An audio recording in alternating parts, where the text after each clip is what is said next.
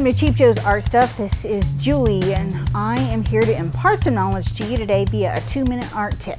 And today we are expanding on our series where we're talking about the principles of design. This is part of a larger viewer request where we had talked about, just kind of touched on the principles of design and how they're kind of taught differently than the elements of art. You know, line, shape, color, texture, value. We have a proportion and unity and all that kind of balance and all that kind of stuff in the principles of design, where they're kind of similar concepts but kind of conveyed and taught in different ways. So today we're talking about proportion.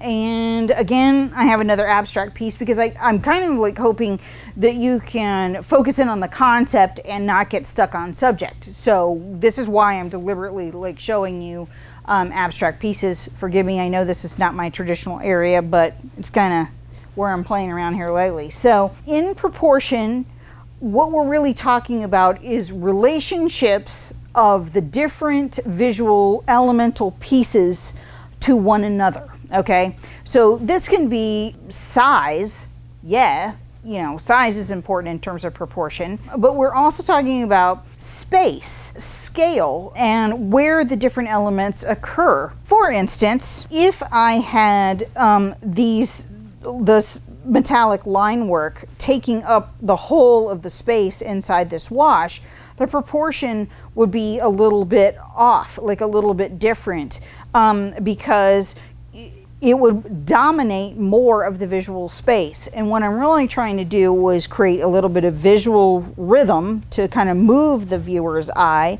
through there, another element of design. And then we're also talking about repetition.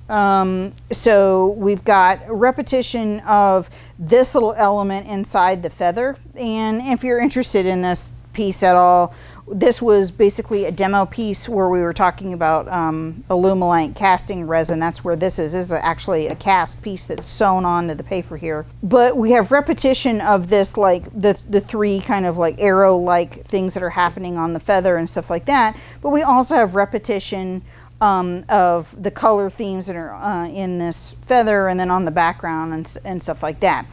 All of this kind of relates to one another, and then we have unity, and then we also have some proportion. Is the feather directly in the center? No, it isn't. It's actually a little bit to the top, centered sort of in the middle and stuff like that, but we don't want the feather to take over. We don't want the wash to take over. We don't want the line work to take over. We want all the pieces to work together in unity, like we talk about in another one of the videos.